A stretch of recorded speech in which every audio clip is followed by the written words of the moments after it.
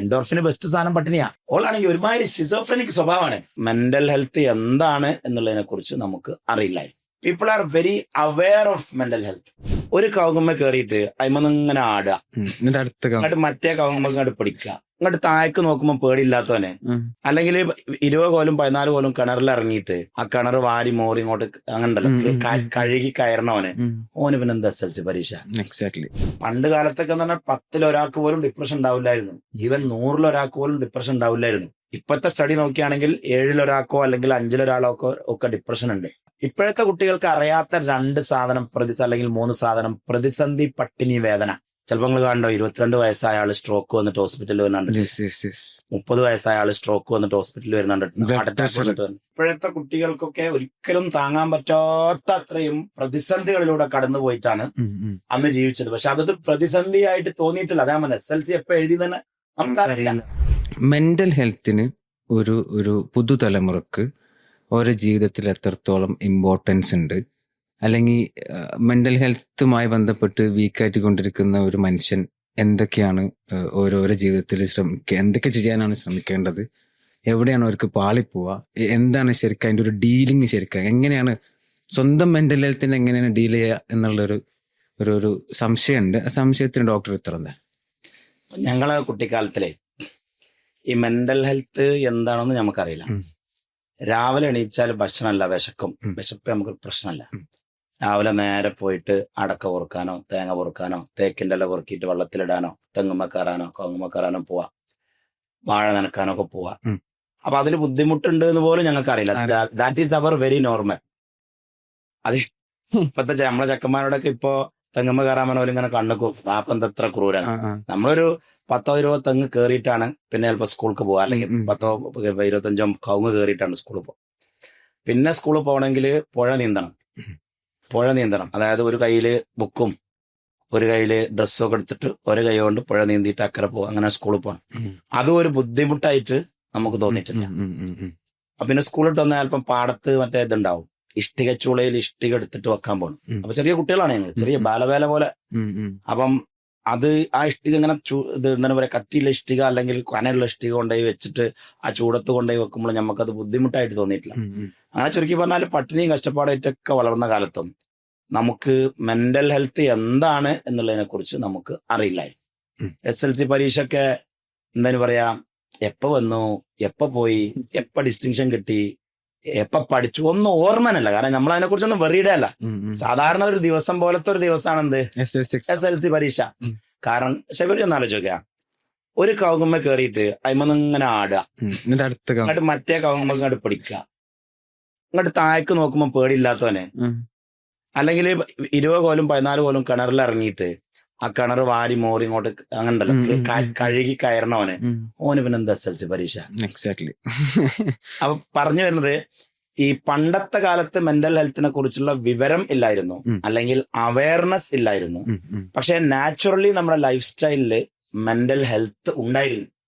കാരണം ഇപ്പോഴത്തെ കുട്ടികൾക്കൊക്കെ ഒരിക്കലും താങ്ങാൻ പറ്റാത്ത അത്രയും പ്രതിസന്ധികളിലൂടെ കടന്നുപോയിട്ടാണ് അന്ന് ജീവിച്ചത്. പക്ഷെ അതൊരു പ്രതിസന്ധിയായിട്ട് തോന്നിയിട്ടില്ല. അതേ SSLC എപ്പോ എഴുതി തന്നെ നമുക്കറിയില്ല.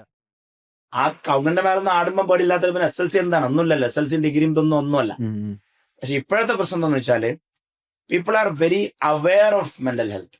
അതായത് ഇപ്പൊ വെറുതെ അങ്ങനെ പറയുമ്പോ അതിന്റെ ശരീരേ ഇന്നെന്താ അല്ല ഇന്നൊരു ഡിപ്രഷൻ അടിച്ച കോല, ആ ചെങ്ങായത് അപ്പുറത്തുള്ള നമ്മളെ സുക്കൂർ, ഓളൊരു ബൈപ്പോളറാണ്, പെണ്ണുങ്ങൾ ഭയങ്കര ടോക്സിക്, ഓളാണെങ്കിൽ ഒരുമാതിരി ഷിസോഫ്രനിക് സ്വഭാവമാണ്. അതായത് നമ്മുടെ അവയർനെസ് കൂടിയതാ പ്രശ്നം ശരിക്കും. നമ്മുടെ ഭാഷയിലൊക്കെ ഈ ഡിപ്രഷൻ എന്നൊന്നും പറഞ്ഞാൽ അവർക്ക് എന്താണെന്ന് അറിയില്ല. പണ്ട് കാലത്തൊക്കെ എന്ന് പറഞ്ഞാൽ 10 ഒരാൾക്ക് പോലും ഡിപ്രഷൻ ഉണ്ടാവില്ലായിരുന്നു. ഈവൻ 100 ഒരാൾക്ക് പോലും ഡിപ്രഷൻ ഉണ്ടാവില്ലായിരുന്നു. ഇപ്പോഴത്തെ സ്റ്റഡി നോക്കുകയാണെങ്കിൽ 7 ഒരാൾക്കോ അല്ലെങ്കിൽ 5 ഒരാളൊക്കെ ഒക്കെ ഡിപ്രഷൻ ഉണ്ട്. അപ്പൊ മെന്റൽ ഹെൽത്തിന്റെ ആക്ച്വൽ ആ ഹെൽത്ത് ഇങ്ങനെ കുറഞ്ഞു വരുന്നു, അതിനെക്കുറിച്ചുള്ള വിവരം കൂടി വരുന്നു.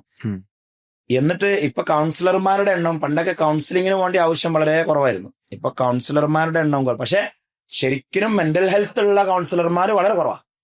കൗൺസിലർമാർക്ക് ഇപ്പോഴത്തെ ഒരു അഭാവം, ഏറ്റവും വലിയ രസകരമായ അഭാവം, മെന്റൽ ഹെൽത്ത് ഉള്ള കൗൺസിലർമാർ വളരെ കുറവാണ്. അതൊരു ഡേഞ്ചർ അവസ്ഥ, ഭയങ്കരാണ്. അതാണ് ഞാൻ നേരത്തെ പറഞ്ഞ മുറി വൈദ്യന്മാര് എന്ന് പറഞ്ഞ, അങ്ങനെ നമ്മൾ പറയുന്നില്ല. വിദ്യാഭ്യാസം ഉള്ളവർക്ക് ഡിഗ്രിയും PG-യും PhD ഉണ്ട്. പക്ഷെ യഥാർത്ഥത്തിൽ അവർക്ക് ഇത് ഫിക്സ് ചെയ്യാൻ അവർ പറ്റും. ജീവിതത്തിൽ കഷ്ടപ്പാടുകളിലൂടെ കടന്നു പോകാത്തത് കൊണ്ട്, ഈ ഒരു ബ്രോയിലർ ചിക്ക് ഗ്രോൺ എഡ്യൂക്കേറ്റഡ് പീപ്പിൾ ആയതുകൊണ്ട് അവരും തന്നെ പ്രതിസന്ധികൾ കണ്ടിട്ടില്ല, ബുക്കേ കണ്ടിട്ടുള്ളൂ. അതെ അതെ. ഈ വരുന്നവനും പ്രതിസന്ധി കണ്ടിട്ടില്ല, ഓൻ ChatGPT കണ്ടിട്ടുള്ളൂ. അപ്പൊ ChatGPT മെന്റൽ ഹെൽത്ത് പഠിച്ച് ബുക്കിൽ സൈക്കോളജി പഠിച്ച് വരുന്ന ഒരാളായിട്ട് ഇരുന്ന് സംവദിച്ച് കൗൺസിലിംഗ് ചെയ്ത് അങ്ങനെ ഉണ്ടാവും. അപ്പൊ സംഭവിക്കുന്നതെന്ന് വെച്ചാല് ലിറ്ററലി മെന്റൽ ഹെൽത്തിന്റെ പ്രശ്നം എന്താണ് എന്ന് ഈ ഓനിങ്ങനെ ബൈപ്പോളാറൊന്നും ഡിപ്രഷൻ എന്നും അല്ലെങ്കിൽ ഡ്യുവൽ പേഴ്സണാലിറ്റി എന്ന് വേറെ എന്തൊക്കെ പലതും ബോർഡർ ലൈൻ അങ്ങനെ പല പേരുകളും ഉപയോഗിക്കാന്നല്ല. ഇതിന്റെ അർത്ഥമോ ഇതിന്റെ ഡെപ്തോ ഇതിന്റെ യൂസേജോ ആക്ച്വലി ഇതിന്റെ പ്രശ്നം ഓനും അറിയില്ല. അത് അറിയുന്ന ആളുകൾ ഇനി കുറച്ച് കഴിഞ്ഞാൽ സംഭവിക്കാൻ പോകുന്ന ഒരു പ്രധാനപ്പെട്ട സംഭവം എന്താ വെച്ചാല്, ബേസിക്കലി ഇതിനെ കുറിച്ച് ഡെപ്ത് ആയിട്ടുള്ള പ്രായോഗിക വിസ്ഡം ഉള്ള ആളുകൾ ദുനിയാവിൽ തന്നെ ഇല്ലാതാവും, ഈ ലോകത്തിൽ ഇല്ലാതാവും. അത് പഴയ ആളുകൾ എന്ന് പറഞ്ഞാൽ അവർക്ക് ലൈഫ് എക്സ്പീരിയൻസും ബുക്ക് എക്സ്പീരിയൻസും പ്രൊഫഷണൽ എക്സ്പീരിയൻസും ഉണ്ടായിരുന്നു. മൂന്നും വിസ്ഡം അവിടെയാണല്ലോ വരിക. ലൈഫ്, ബുക്ക്, പ്രൊഫഷണൽ പ്രാക്ടീസ്, ഇത് മൂന്നും കൂടിയിട്ട് സംഗമിച്ച ഒരു സാധനം വരാത്തത് കൊണ്ട് തന്നെ മെന്റൽ ഹെൽത്ത് എന്നുള്ള സാധനം കുറവും അതിനെക്കുറിച്ചുള്ള അവയർനെസ് കൂടുതലും ആണ്. അതായത് മെന്റൽ ഹെൽത്തിനെ കുറിച്ച് കൂടുതൽ ചർച്ച ചെയ്യപ്പെടുന്നു, പക്ഷെ മെന്റൽ ഹെൽത്ത് കുറഞ്ഞു വരുന്നു. അപ്പം മെന്റൽ ഹെൽത്ത് കൂടുതലായിട്ട് ഈ പുതുതലമുറയിൽ കുറഞ്ഞു വരുന്നു എന്നുള്ളതാണ് ഇപ്പൊ ഡോക്ടർ ഫൈൻഡിങ്. അപ്പൊ അതിന്റെ ഒരു പ്രധാന കാരണം എന്തായിരിക്കും, ഒരു മൂല കാരണം? ഈ പറഞ്ഞ പോലെ ജീവിതത്തിൽ ഒരു ഹോപ്പില്ലാത്തതാണല്ലോ ശരിക്കും ഈ മെന്റൽ ഹെൽത്തിന്റെ ഒരു ബേസിക് ഒരു പ്രശ്നം. ഞാനിനി മുന്നോട്ടൊന്നുമില്ല, അല്ലെങ്കിൽ എനിക്കിനി ജീവിതത്തിൽ ഒരു പ്രതീക്ഷ ഇല്ലായ്മ തന്നെയാണ് ബേസിക്കലി ഈ പറഞ്ഞ മെന്റൽ ഹെൽത്തിന്റെ ഒരു കാരണം. അതെന്തായിരിക്കും ശരിക്കും ഈ പുതുതലമുറക്ക് കൂടുതലായിട്ട്? ഇപ്പൊ ഈ പറഞ്ഞ പോലെ പഴയ തലമുറക്ക് കുറെ ആക്ടിവിറ്റീസ് ഉണ്ടായിരുന്നു, ഏർപ്പാടുകൾ ഉണ്ടായിരുന്നു. നിങ്ങൾ നേരത്തെ പറഞ്ഞ പോലെ തെങ്ങുമ്പോ കേരളവും കാങ്ങുമെന്ന് പോലൊക്കെ ഉണ്ടായിരുന്നു. ഇതിനി ആക്ടിവിറ്റീസിന്റെ കുറവാണോ, അതോ ഓരോ തല വർക്ക് ചെയ്യാത്തതിന്റെ പ്രശ്നമാണോ? എന്തായിരിക്കും യഥാർത്ഥ ഈ മെന്റൽ ഹെൽത്ത് ഇല്ലാത്തതിന്റെ ഒരു മൂല കാരണം? മെന്റൽ ഹെൽത്തിനെയും നമ്മുടെ ബ്രെയിനിൽ അല്ലെങ്കിൽ ശരീരത്തിലുള്ള ഹോർമോണൽ ഫ്ലോനെയും നമ്മൾ ശരിക്കും പരസ്പര പൂരകങ്ങളായിട്ട് കാണണം. ഇതൊരു വിശാലമായ സബ്ജക്റ്റാണ്. അതായത് മെന്റൽ ഹെൽത്തിലപ്പുറം എന്താണ് പറയാ, മനുഷ്യന്റെ എനർജി, മനുഷ്യന്റെ മൈൻഡ്, മനുഷ്യന്റെ മൂഡ്, മനുഷ്യന്റെ പെർഫോമൻസ്, അങ്ങനെയുള്ള മനുഷ്യന്റെ ധാർമ്മികത എല്ലാമായിട്ട് ബന്ധപ്പെട്ടതാണ്. ഇത് പറഞ്ഞാൽ ഇപ്പൊ നമ്മൾ 10-20 ദിവസം ഇരുന്ന് പറഞ്ഞാലും തീരില്ല, അത്രയും ഡെപ്തുള്ള സയൻസ്. എന്നാലും ഇൻ ജനറൽ ഷോർട്ടാക്കി പോയിന്റ് ബൈ പോയിന്റ് പറയുകയാണെങ്കിൽ, ഇപ്പൊ നമ്മുടെ ശരീരത്തിൽ ഹോർമോൺസ് ഉണ്ട്. ഡോപ്പമൈൻ എന്ന് പറഞ്ഞ ഹോർമോൺ ഉണ്ട്. നമുക്ക് ഊർജവും മോട്ടിവേഷനും ഗോൾ അച്ചീവ്മെന്റും പെർഫോമൻസും ഒക്കെ തരുന്ന ഹോർമോണാണ്. അപ്പൊ one of the major play നടക്കുന്നത് അത് എങ്ങനെ കിട്ടും, എവിടുന്ന് കിട്ടുന്നില്ല എന്നൊക്കെ ഞാൻ പറഞ്ഞുതരാം. പക്ഷെ ബേസിക്കലി ഒരു അതുമായിട്ട് അലൈൻഡ് ആണ്. ഇപ്പൊ ഡോപ്പമൈനിന്റെ ഡെഫിഷ്യൻസിയാണ് പലപ്പോഴും ആളുകൾ ഡ്രഗും കാര്യങ്ങളൊക്കെ ഉപയോഗിക്കേണ്ടി വരുന്നതും ഈ ഡോപ്പമൈൻ കൂട്ടിക്കിട്ടാനാണ് ശരീരത്തിൽ. അതിന്റെ ആവശ്യമില്ല, അത് ഇൻട്രിൻസിക്കലി ഉണ്ടാവുന്ന സാധനമാണ്. പക്ഷെ മനുഷ്യൻ അത് ഉണ്ടാക്കാൻ അറിയാത്തതുകൊണ്ട് പുറത്തു പോയിട്ട് സാധനം വലിക്കുന്നു, ക്രെഡിറ്റ് കാർഡ് എടുക്കുന്നുള്ളൂ. പിന്നുള്ള സാധനം മനുഷ്യന് നല്ല മൂഡ് ബെറ്റർ ആയി പോണെങ്കിൽ ഓക്സിറ്റോസിൻ വേണമെന്നാണ്. ഓക്സിറ്റോസിൻ എങ്ങനെ ഹോർമോണൽ പ്ലേ ആണ്. അതും നമ്മുടെ പഴയ കാലത്തെ കുടുംബ ബന്ധങ്ങളും കെട്ടുറപ്പുള്ള കുടുംബവും വല്ലിപ്പയും മക്കളും ഒക്കെ ആയിട്ടിരുന്നിരുന്ന ഒരു കൂട്ടുകുടുംബം ഉണ്ടായിരുന്നല്ലോ. അതിലേക്ക് പോവുകയാണെങ്കിൽ അതിലേക്ക് ഞാൻ വരാം. അങ്ങനെയുള്ള മനുഷ്യനുമായി കൂടുമ്പോൾ ഉണ്ടാകുന്ന സ്നേഹവും പ്രണയവും ഒക്കെ ഉണ്ടാവുന്ന കൂട്ടുകുടുംബവും ഷെയറിങ്ങും കെയറിങ്ങും ഒക്കെ ഉണ്ടാവുന്ന ഒരു ഹോർമോണാണ് ഓക്സിറ്റോസിൻ. അത് മിസ്സായി, അതിപ്പോ ഇല്ലല്ലോ, അതില്ലല്ലോ. ശരി ശരി. പിന്നെ എന്ന് പറഞ്ഞാൽ സെറോട്ടോണിൻ സെഗ്മെന്റാ. മനുഷ്യൻ പുറത്തു പോവുക, മനുഷ്യരെ കാണുക, ഗാനമേളക്ക് പോവുക, പാർട്ടിക്ക് പോവുക, കുടുംബത്തിൽ പോവുക, പബ്ലിക് സ്പീക്കിങ്ങിന് പോവുക, സ്റ്റേജിമേ കയറുക, പ്രസംഗിക്കുക, നാട്ടിലിറങ്ങുക, സിന്ദാബാദ് വിളിക്കുക, അങ്ങനെ ഉണ്ടല്ലോ. ഒരു മനുഷ്യനോട് ഇടപെടുന്ന ഒരു പബ്ലിക് അപ്പിയറൻസ് ഉണ്ടല്ലോ. അതിപ്പോ എവിടെ? അതില്ല. പിന്നെ മനുഷ്യന് ഒരു മെന്റൽ വെൽബീയിങ്ങിന് വേണ്ട മറ്റൊരു ഹോർമോൺ എന്ന് പറയുന്നത് എൻഡോർഫിൻ ആണ്. അതായത് ഞാൻ നേരത്തെ പറഞ്ഞല്ലോ, 10ാം ക്ലാസ് പരീക്ഷയും സാധനങ്ങളും ഒക്കെ എവിടെ കടന്നു പോകുന്നു എന്ന് പോലും നമുക്കറിയില്ല. കാരണം നമ്മളൊക്കെ ഓടിക്കൊണ്ടിരിക്കുമ്പോ ഒരു കവുങ്ങുമേ കയറുമ്പോ ചിലപ്പം വരഞ്ഞിട്ട് ഈ കാലൊക്കെ ഇതായി ഉണ്ടാവും, കോറി തോലി പോയി ചോരലിക്കുണ്ടാവും. വേദന അറിയില്ല. സ്കൂളിൽ സ്പോർട്സിൽ പങ്കെടുക്കുമ്പോ നമുക്ക് മൊത്തം മുറിയായിട്ടുണ്ടാവും, കല്ല് കുത്തി കയറിയിട്ടുണ്ടാവും. അറിയില്ല. വാപ്പാന്റെ അടുത്ത് നിന്ന് നല്ല തല്ല് കിട്ടിയിട്ടുണ്ടാവും. വേദനല്ല അന്ന് ഒരു അപ്പൊ അത് എൻഡോർഫിൻ പ്ലേ ആണ്. നമ്മൾക്ക് നമ്മുടെ ബോഡിയില് പ്രതിസന്ധികൾ തരണം ചെയ്യാനുള്ള ഒരു കഴിവ് എന്നൊരു സാധനമുണ്ട്. മല പോലെ വന്നാലും നമ്മളിങ്ങനെ ഇരിക്കും, അതൊരു പ്രശ്നമല്ല, അങ്ങനത്തെ ആകണ്ടില്ലേ. ഇപ്പൊ വളരെ കുറവല്ലേ. ഇപ്പൊ ചെറിയ പ്രശ്നം വന്ന ആൾക്കാർ ടെൻഷൻ അടിക്കാണല്ലോ, ഹൈപ്പർ സെൻസിറ്റിവിറ്റിയാണ്.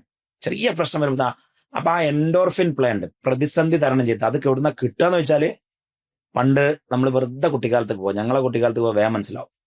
രാവിലെ ഞാൻ പറഞ്ഞല്ലോ, സ്കൂൾ വിട്ട് വന്നാൽ ഞങ്ങൾ പന്തളിക്കാൻ പോകും. പന്തളിക്കുമ്പോ അങ്ങട്ടാടി ഇങ്ങട്ടാടി. നാടൻ സ്കൂളിൽ ഒന്നും തല്ലാണ്, പന്തളിക്കുമ്പോ ഒന്നും തല്ലാണ്, കച്ചറാണ്.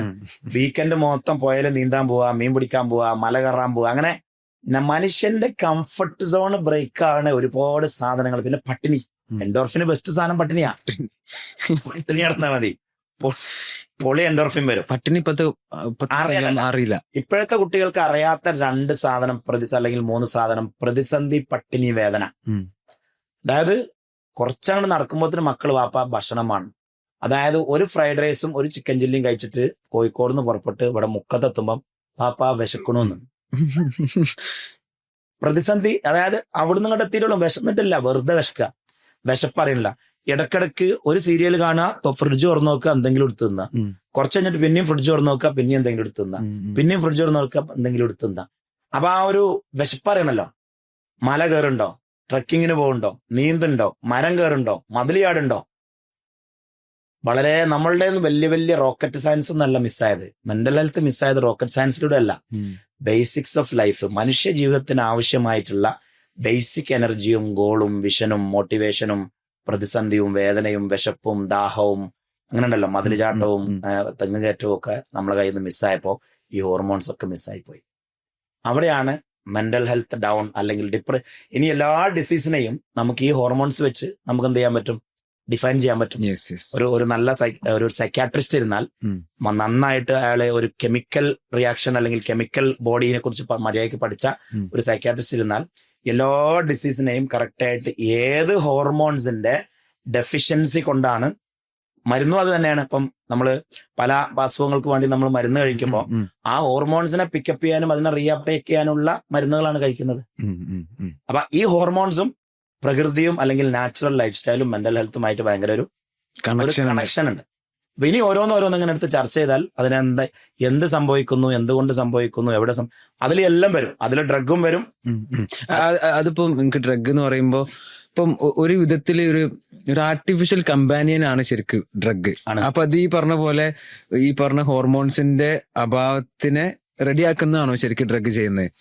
അപ്പൊ അപ്പോഴാണ് ഈ പറഞ്ഞ രാവിലെ ബെഡ് നിന്ന് എണീക്കണമെങ്കിൽ ഇപ്പൊ നമ്മളെ മോൻ ഇടക്കിടക്ക് പറയും വാപ്പ ബോറടിക്കണെന്ന്. നമ്മളെ ചങ്ങായിമാരൊക്കെ പറയലുണ്ട്. ഒരു മനുഷ്യൻ മൂഡില്ല, ഇന്നൊരു വൈബില്ല, ബോറടിക്കുന്നു, എഴുന്നേൽക്കാനൊരു മൂഡില്ല, ഇന്ന് ഞാനില്ല, ഇന്ന് ഞാനില്ല, എനിക്ക് ഉറങ്ങണം. എന്താ സംഭവം? വെരി സിമ്പിൾ ആണ്. Body is deficient of dopamine, energy ഇല്ല. അപ്പൊ സ്കൂളിൽ ഇങ്ങനെ പോകുമ്പോ ചെക്കന്മാരെ പറയാടാ എനിക്കൊരു എനർജി ഇല്ല, ജിദ്ദൊന്ന് വലിച്ചു നോക്കിയാ ഇത് നല്ല എനർജി തരും. ഈ പറഞ്ഞു കൊടുക്കണോന്നും അറിയില്ല എനർജി എന്താണെന്ന്, ഉപയോഗിക്കണ. അപ്പം ആർട്ടിഫിഷ്യലി മനുഷ്യന് എനർജി കിട്ടാൻ വേണ്ടിയിട്ട് ഒരു സാധനം ഒരു ദിവസം വലിച്ചു നോക്കാണ്. അത് ഏതെങ്കിലും ഇപ്പൊ ഒരു ഫോർ എക്സാമ്പിൾ ഇപ്പോഴത്തെ ഏറ്റവും ഡേഞ്ചറസ് ആയിട്ടുള്ള മനുഷ്യനെ നശിപ്പിച്ചുകൊണ്ടിരിക്കുന്ന സാധനമാണ് MDMA. ഇത് വലിച്ചു നോക്കാൻ. അപ്പൊ വലിച്ചു നോക്കുമ്പോൾ എന്താ വെച്ചാൽ തലച്ചോറിനോടും ശരീരത്തിനോടും ഈ ഡോപ്പമൈൻ എന്ന് പറഞ്ഞ ഹോർമോൺ അല്ലെങ്കിൽ അതുമായി ബന്ധപ്പെട്ട കെമിക്കൽസിനെ സ്റ്റിമുലേറ്റ് ചെയ്യാൻ വേണ്ടി പ്രൊഡ്യൂസ് ചെയ്യാൻ വേണ്ടിയിട്ട് പറയണത്. അത് പ്രൊഡ്യൂസ് ചെയ്യാണ്. ഫോർ എക്സാമ്പിൾ നമുക്ക് 10 യൂണിറ്റ് ആണ് ഡെയിലി വേണ്ടതെങ്കിൽ ഈ സാധനം 1,00,000 യൂണിറ്റ് പ്രൊഡ്യൂസ് ചെയ്യാണ്. അപ്പൊ ഓന്റെ ബ്ലഡ് പ്രഷർ ഇങ്ങോട്ട് കൂടിയിട്ട്, ഓന്റെ ഹാർട്ട് റേറ്റ് ഇങ്ങോട്ട് കൂടിയിട്ട്, ഓന്റെ ഗ്ലൂക്കോസ് ലെവൽ ഇങ്ങോട്ട് കൂടിയിട്ട് ചിലപ്പോൾ നിങ്ങൾ കാണണ്ടോ 22 വയസ്സായ ആള് സ്ട്രോക്ക് വന്നിട്ട് ഹോസ്പിറ്റലിൽ വരുന്നുണ്ട്, 30 വയസ്സായ ആള് സ്ട്രോക്ക് വന്നിട്ട് ഹോസ്പിറ്റലിൽ വരുന്നുണ്ട്. എന്താ സംഭവം? ബ്ലഡ് പ്രഷർ ഇങ്ങോട്ട് കേറിയിട്ട് സാധനം പൊട്ടിപ്പോയതായിരിക്കും, അല്ലെങ്കിൽ ഹാർട്ടിന്റെ വെസലിന് ഇങ്ങോട്ട് സങ്കോചിതം വന്നിട്ട് ബ്ലഡ് ഇത് കൂടിയിട്ടേ. അപ്പം ശരീരത്തിന് ആവശ്യമുള്ളതിനേക്കാൾ ഒരുപാട് മടങ്ങ്, ആയിരക്കണക്കിനോ 10,000-കണക്കിനോ ലക്ഷക്കണക്കിനോ മടങ്ങ് ഈ ഹോർമോൺ ലെവൽസ് പ്രൊഡ്യൂസ് ചെയ്യുന്ന സിന്തറ്റിക്സ് ഉപയോഗിക്കാം. അപ്പൊ ഓൻ ഇങ്ങോട്ട് ഏത് മലയടാ ഞാൻ മറിക്കണ്ടി വെച്ചില്ലേ ഇങ്ങോട്ട് വരും. അതിന്റെ ഒരു ആക്ഷൻ എന്ന് പറഞ്ഞാല് ഏകദേശം ഒരു 24 hours 12 hours ഒക്കെ ഉണ്ടാവും. പിന്നെ കിടക്കണ കടപ്പ് കണ്ടത് അതുപോലെ ഉണ്ടാവും, പെറ്റത്തുള്ള സൈക്കിൾ. പിന്നെ ഓൻ എണീക്കണമെങ്കില് സാധാരണ, അതായത് പണ്ടാര പറഞ്ഞതില് നോർമൽ ഡോപ്പമൈൻ എവിടുന്ന് വരുന്ന നമ്മൾ ചർച്ച ചെയ്യാതെ ഈ പോഡ്കാസ്റ്റ് കൺക്ലൂഡ് ചെയ്ത് കേട്ടോ. അത് നമ്മൾ പൊതുസമൂഹത്തോട് ചെയ്യുന്ന ഒരു ദ്രോഹമായിരിക്കും. കാരണം ഡ്രഗ് മാത്രം പറഞ്ഞ് നിർത്താൻ പറ്റില്ലല്ലോ. അപ്പം നോർമൽ ഡോപ്പമൈൻ നമുക്ക് 10 യൂണിറ്റ് 20 യൂണിറ്റ് യൂണിറ്റ് ഒക്കെ ഫോർ എക്സാമ്പിൾ പറയാനുണ്ട്, ഒരു സാമ്പിൾ ആയിട്ട്. അതുണ്ടായാൽ തന്നെ നമുക്ക് ആവശ്യമുള്ള ഫംഗ്ഷനും നമ്മളെ ഹാർട്ട് റേറ്റും നമ്മളെ ബ്ലഡ് പ്രഷറും നമ്മളെ പെർഫോമൻസും നമ്മളെ എനർജിയും വരും. അപ്പൊ അതിന് പകരം ഇന്നലെ 10,000 യൂണിറ്റ് പ്രൊഡ്യൂസ് ചെയ്തുകൊണ്ട് ഇന്ന് പിന്നെ നോർമൽ 15 യൂണിറ്റ് പ്രൊഡ്യൂസ് ചെയ്തിട്ട് ഒരു ബോഡി പറയൂലേ മറ്റോ വരട്ടെ അറിയും. അപ്പം ബോഡി പിന്നെ നോർമലിനോട് പ്രതികരിക്കൂല, പിന്നെ അവന് സാധനം വരണം. അതാണ് ഈ അഡിക്ഷൻ. അതാണ് അഡിക്ഷൻ. പിന്നെ അവന് സാധനം വരണം. ഈ സാധനം ഇന്നലെ വലിച്ച ഒരു ക്രിസ്റ്റൽ പോരെന്ന്, കാരണം അത് വെച്ചിട്ട് ഇങ്ങോട്ട് എന്ത് കിട്ടുന്നില്ല, 2 ഒരു യൂണിറ്റുമേ പോകും. പിന്നെ യൂണിറ്റ് ഡബിൾ ആക്കണം, എന്നാലേ ബോഡി പിന്നെന്താവുള്ളൂ, ബോഡി പ്രതികരിക്കുള്ളൂ. അങ്ങനെ പിന്നെ എത്ര വലിച്ചാലും പ്രതികരിക്കാത്ത ബോഡിയായി മാറും. അതുകൊണ്ടാണ് ഇതൊരു 6 മാസം 10 മാസം കൊണ്ട് ആള് ഹാർട്ട് അറ്റാക്കോ സ്ട്രോക്കോ വന്ന് അല്ലെങ്കിൽ ഭ്രാന്തമായി തീരുമാനമാണ് മരിക്കും. ശരിക്കും തട്ടിപ്പോവും. ഒരാള് ഡ്രഗിലേക്ക് കടന്നു കഴിഞ്ഞാൽ അയാള് ഇപ്പൊ നിർത്തിന്ന് വിചാരിക്കാം, അയാള് നിർത്തിയെന്ന് വിചാരിക്കാം. നിർത്തിയാൽ പോലും അതിൻ്റെതായിട്ടുള്ള ഡാമേജ് അയാളുടെ, അതായത് നെർവസ് ടിഷ്യൂന് ആ സിന്തറ്റിക് വരുത്തിയിട്ടുണ്ടാവും. ഇപ്പൊ നമ്മള് പലപ്പോഴും കണ്ടിട്ടുണ്ടാവും, ഒരു കാലത്ത് ഡ്രഗൊക്കെ ഉപയോഗിച്ചിരുന്ന ആള് അതൊക്കെ നിർത്തിപ്പോ ഡീസന്റ് ആയ അയാള് സംസാരിക്കുമ്പോൾ എങ്ങനെ സംസാരിക്കാം, ഡോക്ടറെ ഞങ്ങളന്ന് ചങ്ങായിപ്പാരപ്പം എവിടേക്കൊന്ന് പോയിഞ്ഞല്ലോ, എവിടേക്കാ പോയിന്, പോട്ടെ, പിന്നെ ഞാൻ ഒരു ദിവസേ എന്റെ അച്ഛനോട് ഇങ്ങനെ ഒരു കാര്യം പറയായിരുന്നു. എന്താ പറഞ്ഞു, അത് ഇവനെന്ത് ചെയ്യാൻ പറ്റുന്നില്ല, ഓർത്തെടുക്കാൻ പറ്റും, ആശയങ്ങൾ ആർട്ടിക്കുലേറ്റ് ചെയ്യാൻ പറ്റില്ല. ഇതിങ്ങനെ ആശയങ്ങളെ കൊണ്ടുവന്ന് കണക്ട് ചെയ്ത് കോർത്തിണക്കി ഡെലിവറി ചെയ്യണല്ലോ. അപ്പൊ ആ ഒരു ന്യൂറോണിൽ നിന്ന് മറ്റേ ന്യൂറോണിക്ക് ഈ മെസ്സേജ് പാസ് ചെയ്ത് സിനാപ്സിസ് കൂടെ ഈ സാധനം പാസ് ചെയ്ത് ഇങ്ങനെ വരണം, കണക്ട് ചെയ്ത് വരണം. ആ ആർട്ടിക്കുലേഷൻ കപ്പാസിറ്റി ആണ് പോയി കിട്ടും, കാലാകാലത്തിന് പോയി കിട്ടും. കാരണം നെർവസ് ടിഷ്യൂസ് മാത്രമാണ് ബേസിക്കലി എന്താ പറ്റത്, ഡാമേജ് ആയാൽ പിന്നെ റീജനറേറ്റ് ആവാത്ത ഒരേ ഒരു ടിഷ്യൂ ഉള്ളത്. അയിമല കളിക്കണേ, പണിയാണ് കിട്ടുമെന്ന് മാത്രമല്ല, ഓനോട് ഡാൻസ് ചെയ്യാൻ പറഞ്ഞാൽ ഓൻ ഡാൻസ് ചെയ്യാൻ അങ്ങോട്ട് വരും. 1 മിനിറ്റ് കഴിഞ്ഞാൽ കൊയങ്ങാണ്ടിരിക്കും. പെണ്ണുണ്ടായിട്ട് കാര്യമില്ല, നഹി എന്ന് പറഞ്ഞാൽ നഹി, എനർജി ആണില്ല. അങ്ങനെ നോക്കുക, എനർജി ഇല്ല. ഒരാക്ടിവിറ്റി ഫിസിക്കലി എനർജറ്റി വേണ്ട ഒരാക്ടിവിറ്റിയും ചെയ്യാൻ ഇയാൾക്ക് കഴിയാത്ത രീതിയിൽ ഇയാളുടെ ബോഡിയിൽ എനർജി പാസ് ചെയ്യും, ഒരു ന്യൂറോൺ ടു അടുത്ത ന്യൂറോൺ പാസ് ചെയ്യില്ല. അപ്പൊ അതൊരു ഞാനൊന്ന് ഉപയോഗിച്ച് നോക്കട്ടെ, ഒന്ന് ടേസ്റ്റ് ചെയ്ത് നോക്കട്ടെ, കൗതുകത്തിന് ഒരാൾ വലിച്ചു കഴിഞ്ഞാൽ പെട്ടു. അയാൾ ഉപയോഗിച്ചു കഴിഞ്ഞാൽ എസ്പെഷ്യലി സിന്തറ്റിക്സ് ഒക്കെ ഏത് അൺനാച്ചുറൽ എനർജി സോഴ്സും ഏത് അൺനാച്ചുറൽ ഡോപ്പമൈൻ സോഴ്സും ഉപയോഗിച്ചാൽ പണി കിട്ടും എന്ന് പറഞ്ഞാൽ സ്ട്രക്ചറൽ ഡാമേജ് വരും ബോഡിക്ക്, തിരിച്ചു പിടിക്കാൻ പറ്റാത്ത. റീഹാബിലിറ്റേഷൻ നമുക്ക് നിർത്താനേ പറ്റുള്ളൂ, കഴിഞ്ഞത് കഴിഞ്ഞു, ഡാമേജ് തിരുത്താൻ പറ്റില്ല. ഒരാൾ റെഗുലറായിട്ട് ഉപയോഗിച്ചാൽ 6 മാസം കൊണ്ട് ആൾ പോവുകയും ചെയ്യും.